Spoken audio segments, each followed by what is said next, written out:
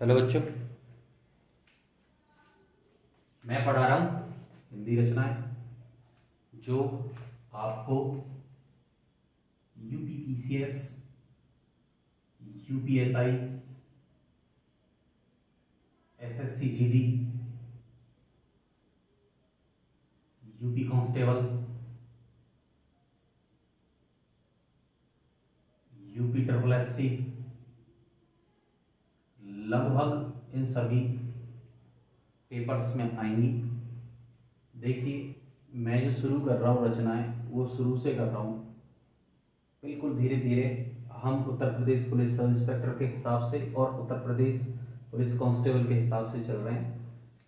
UPSI की जो वैकेंसियां आने वाली हैं वो लगभग आई हुई ही मान लीजिए, रोज तीसरे चौथे दिन पेपर में आती है, लेकिन वैकेंसियां नहीं आ रही हैं। एक दिन ऐसा आएगा कि हम सुबह जगेंगे और वैकेंसियां आउट। चलिए, मैं सबसे पहले बता रहा हूं, जो हिंदी की पहली लेखिका थी जिन्होंने कहानी लिखी थी वो बंग महिला के नाम से मशहूर हैं, बंग महिला। और इनका जो उपनाम है वो राजवाला घोष है। राजवाला घोष इनका उपनाम है।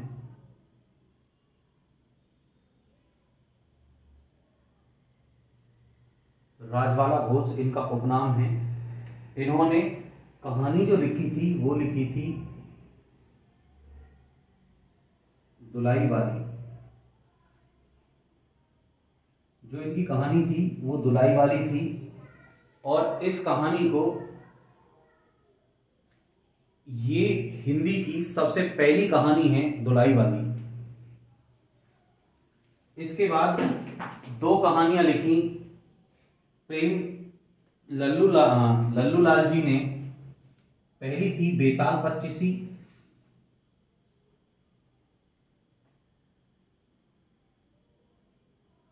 और इन्हीं की जो दूसरी कहानी थी वो थी प्रेम सागर। और ये जो कहानियां लिखी ये लिखी थी लल्लू लाल जी। लल्लू लाल जी द्वारा रचित ये दो कहानियां हैं। फिर उसके बाद हरिवंश राय बच्चन ने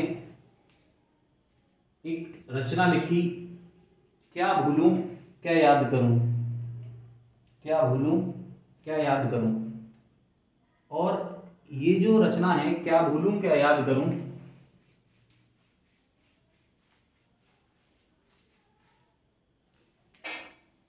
देखिए रचना है क्या भूलूं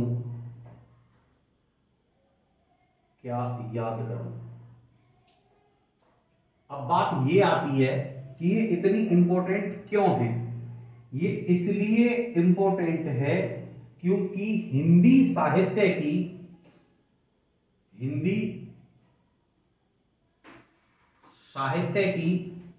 पहली आत्मकथा है ये, और रचना की है इसकी हरिवंश राय बच्चन ने। हरिवंश राय बच्चन ने इसकी रचना की है। ये हरिवंश राय बच्चन अमिताभ बच्चन के पापा हैं, जिन्होंने अपनी आत्मकथा लिखी क्या भूलूं क्या याद करूं। इन्होंने एक और लिखा चारू चंद्रलेख। इन्होंने लिखा चारू चंद्रलेख। और भाई साहब ये था उपन्यास। क्या था? उपन्यास। चलिए, इसके बाद प्रश्न में अगर पूछा जाएगा तो ये पूछा जाएगा कि हिंदी साहित्य की पहली आत्मकथा किसके द्वारा लिखी गई थी। या तो पूछा जाएगा ये, या फिर पूछा जाएगा ये कि हिंदी साहित्य की पहली आत्मकथा निम्नलिखित में से कौन सी है। अब आगे जो चलते हैं, हम आगे चलते हैं पद्मावत। पेपर में बेइंतहा आती है पद्मावत। पद्मावत लिखी है मलिक मोहम्मद जायसी ने। मलिक मोहम्मद जायसी। मलिक मोहम्मद जायसी के द्वारा पद्मावत लिखी गई है। और दूसरी एक और चीज है कि इसको मलिक मोहम्मद जायसी ने अवधी भाषा में लिखा था। किस भाषा में लिखा था? अवधी भाषा में। अवधी भाषा में इसको लिखा गया था। अब आपसे यह पूछा जा सकता है कि पद्मावत निम्नलिखित में से किसकी रचना है, या ये पूछा जा सकता है कि पद्मावत की जो भाषा है वो कौन सी भाषा है। ठीक, आगे देखिए, चिंतामणि। चिंतामणि ये वो रचनाएं हैं हिंदी साहित्य की जो मैं आपको बता रहा हूं, केवल और केवल वो जो पेपरों में आई हुई हैं। इनसे अलग भी काफी और भी रचनाएं हैं जिन्हें मैं इनके बाद में आपको कराऊंगा। चिंतामणि है आचार्य रामचंद्र शुक्ल,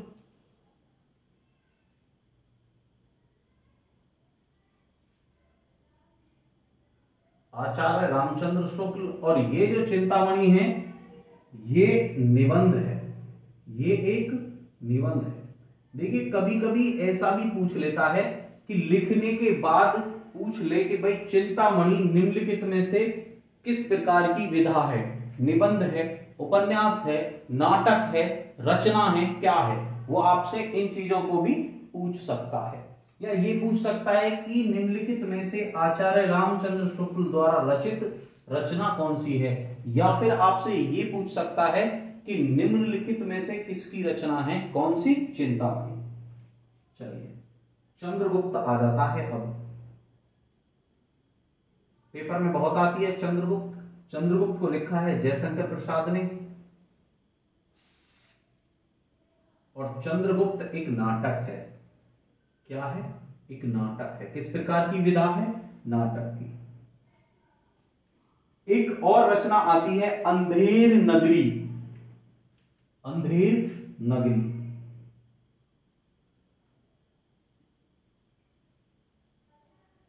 ये लिखा है भैया भारतेंदु हरिश्चंद्र ने। और ये क्या है?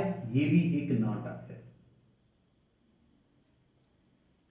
इसके बाद आती है भारत भारती, बहुत ही मशहूर मैथिली शरण गुप्त द्वारा रचित।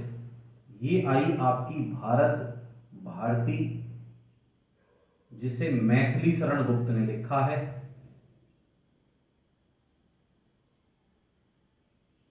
जिसे मैथिली शरण गुप्त द्वारा लिखा गया है। और ये है महाकाव्य। क्या है? काव्य।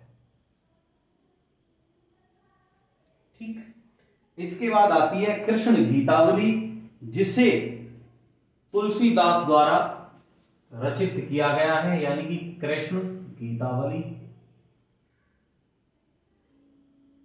और इसे रचना किसके द्वारा किया गया है? तुलसीदास द्वारा इसे रचित किया गया है। और ये क्या है? तुलसीदास द्वारा रचित ये एक काव्य ग्रंथ है। ये एक काव्य ग्रंथ है। आज के लिए इतना ही, मैंने आज शुरुआत कर दी है। आगे से हम आपकी पूरी क्लास लेंगे और कोशिश करेंगे कि हम क्लास को टाइम पर प्रत्येक दिन लें। धन्यवाद।